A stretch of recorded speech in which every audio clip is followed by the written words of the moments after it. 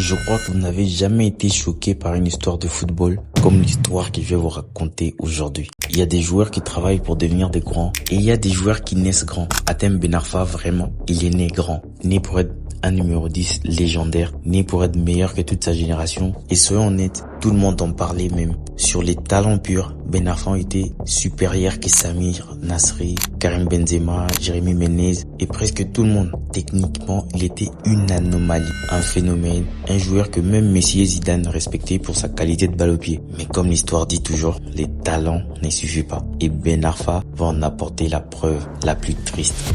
En fait, je le dis toujours parce que c'est quelqu'un qui a talent. C'est du niveau de Messi et sans faire de langue de bois. Hatem, techniquement, je veux pas peut-être paraître pour un fou, mais je pense qu'un Hatem au beau niveau, ça vaut un Messi. Et tout commence à Clairefontaine. Les formateurs les disent clairement, le plus fort c'est Hatem, mais ils ajoutent aussi, les plus difficiles à gérer c'est Hatem. Parce que lui, son paradoxe c'était, il était énormément fort, mais aussi énormément indiscipliné. Mais l'indiscipline encore, c'est facile à gérer. Son manque de respect était à un niveau incroyable. Déjà très jeune, il était insolent, arrogant, persuadé d'être au-dessus des règles, incapable d'accepter la critique. Bien évidemment, les talents explosent et les comportements s'inquiètent. Et les premiers problèmes viennent à l'Olympique lyonnais. Ouais, c'est la nature. Depuis que je suis petit, des fois je m'énerve vite fait. Mais maintenant, je me suis un peu calmé, mais des fois, par exemple, il y en a, des fois, vous dites des choses à quelqu'un, il y en a qui le prend bien, mais moi, des fois, il y a des choses, je m'énerve vite. À l'OL, il arrive comme un joyau, mais il dérape très rapidement. Il fait des clashs avec Sébastien, Squillaci, il refuse de lui passer la balle à l'entraînement et ils se battent d'abord presque. Déjà que ça soit à l'entraînement ou pendant un match ou dans le vestiaire, etc. Se battre, c'est vraiment l'une des actions qu'on punit les plus. Mais lui, il n'avait aucun mal à le faire. Mais tranquille, le niveau est tellement haut qu'on le laisse passer encore une fois. Et à l'époque, à l'OL, ils étaient avec Benzema, etc. C'est une période où Benzema commence à briller. Et voilà l'histoire, on connaît. Benzema, il a fini au Real Madrid. Et tout le monde voyait Hatem Ben Arfa comme quelqu'un qui ira aussi à l'FC Barcelone. Mais gloire à Dieu, il est même pas venu. Ils ont eu des clashs avec Benzema, même génération, même talent, mais des mentalités hyper opposées. Quand on compare la carrière de Karim Benzema et de Hatem Ben Arfa qui ont le même âge, vous qui avez grandi avec eux, le plus doué c'était lequel? C'est Hatem. C'était Hatem. C'est toujours comme ça, quelqu'un qui est vraiment doué et qui est au-dessus des autres. Mais à un moment donné, il fait un peu moins d'efforts que les autres parce que pour lui c'est facile, c'est tellement facile. Karim, c'est quelqu'un qui a dû travailler pour avoir tout ce qu'il a. Il était talentueux, bien évidemment, mais en 16 ans, 17 ans, il n'entrait même pas dans la discussion, que ce soit avec Hatem ou avec Jérémy, parce que lorsqu'on est champion d'Europe... Jérémy Menez. Ouais, pardon. Lorsqu'on est champion d'Europe, c'est tous les deux qui sont titulaires, c'est Hatem et Jérémy. Et Karim profite du fait qu'à 17 ans, on ait commencé à jouer en pro, qu'on ne venait plus trop en sélection pour pouvoir jouer. Et après, une fois qu'il a pris sa place, il a pu lâcher, parce que Karim, voilà, il est talentueux et c'est un bosseur. Clash avec tout le monde. Alain Perrin, l'entraîneur même de l'équipe, il refuse de l'obéir, il refuse les choix tactiques. Il devient un problème parce que même si tu as le talent comment, le tactique, la manière de faire, la manière de procéder, ça ne passe que chez l'entraîneur. Et lui, il avait la tête dans le genre de se dire, si moi j'entre au terrain, donnez-moi le ballon, je sais ce que je vais faire. C'est en mode, l'entraîneur, toi mets-toi sur le côté, moi je sais ce que je suis en train de faire. Et ça ne passe hyper pas dans le monde du football. Et du coup, l'OL s'élasse et décide de le libérer. C'est là où l'Olympique de Marseille a dit, voilà, je vais essayer d'arranger ces joueurs et en faire un monument. Marseille espère de les relancer. Marseille va surtout vivre un cauchemar plus que même l'OL parce que il y a eu reprise des bagarres, notamment avec les joueurs Mbami qui les réprimandent lors d'un match dans sa manière de faire les jeux et Hatem explose. Les deux se battent dans le vestiaire. Encore une fois, il insulte l'entraîneur Guéret, un entraîneur très respecté, mais l'entraîneur n'arrive pas à le contrôler. Et même si t'es bon comment, un entraîneur que tu respectes pas, il va pas te laisser jouer à fond.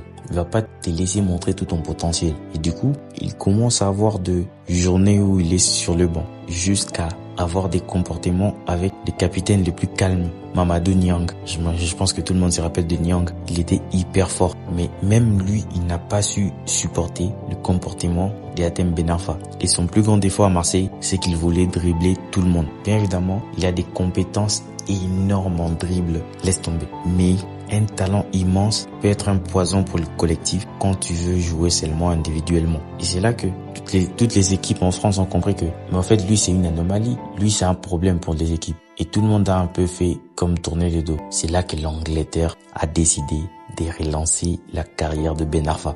Et je pense que, en termes d'image, des propositions, c'est là où il a montré un peu plus son talent que, en fait, c'est un boss. En fait, niveau talent, c'est énorme comment il est bon.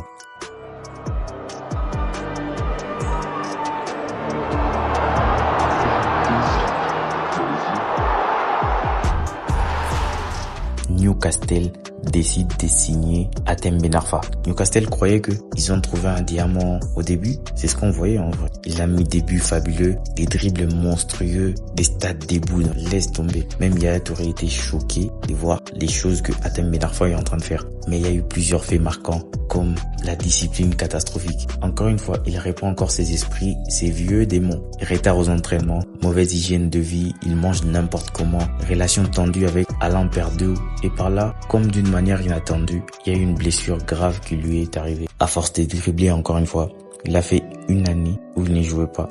C'est là que son impact a vraiment baissé et Newcastle a décidé de le laisser partir un peu. Et tellement que c'est un diamant et qu'il y a quand même des petites équipes qui ne peuvent pas se passer de lui malgré son histoire, son comportement dont on a entendu parler de partout. Hull City décide de signer encore Hatem Ben Arfa. Il sombre complètement et on le renvoie comme un enfant. Tellement que lui, on n'arrivait même pas à le gérer parce que le coach dit qu'il ne fait aucun effort. Déjà, il a ces rapports-là de se dire que je viens d'une grande équipe et j'étais le meilleur. Et ici, vous faites comme si je suis rien. Du coup, il faisait presque aucun effort.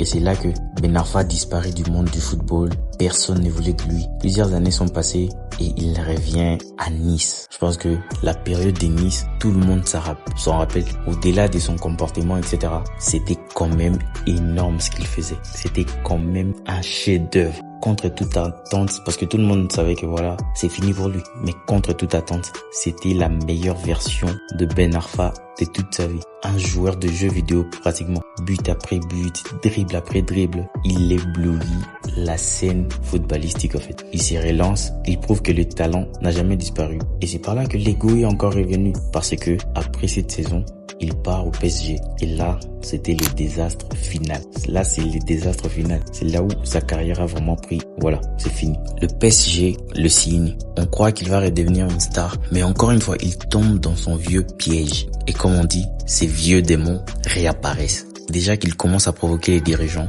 il commence un bon début et après un match, il dit à Nasser Al-Khelaifi, Al-Nasser s'il vous plaît, qui est le président de l'équipe PSG. Il lui dit, si tu veux que je parle, je parle. Donc c'est-à-dire que il lui a très mal répondu en fait. Et comment il avait déjà sa réputation, le président s'est dit non, ça c'est un mauvais move, très mauvais. Il brûle ses derniers ponts en fait. Et là, il est mis au placard pendant 1 an. Pas un match, pas une minute. Donc c'est-à-dire que je me rappelle à cette période-là, je me disais, mais Ben Arfa venait d'être signé au Paris Saint-Germain. Pourquoi il n'est pas en train de jouer? Et c'est là que j'ai appris ça. Il n'a plus fait même une minute avec le maillot de Paris Saint-Germain. Et c'est là que tout est parti en sucette. Il est revenu à Rennes. C'était vraiment un coup de grâce en fait. Mais là-bas encore, il s'est embrouillé avec l'entraîneur. Et là, c'était évident. C'était vraiment le coup de trop où on s'est dit voilà, son comportement c'est ça. Et toutes les portes du football se ferment à lui. Ben Arfa pouvait être ballon d'or. On le comparait pratiquement à Messi, star mondial. Il pouvait être légende de l'équipe de France. Mais le football ne pardonne pas l'indiscipline. Le football ne pardonne pas l'arrogance. Le football ne pardonne pas ceux qui refusent de grandir. Hatem Ben Arfa n'a pas été tué par un entraîneur, un club ou une blessure. Il a été détruit par lui-même. C'est une autodestruction qui fait mal à tout le monde presque. Un génie pur, mais incapable de se contrôler. Et c'est peut-être la plus grande tragédie de sa génération en fait.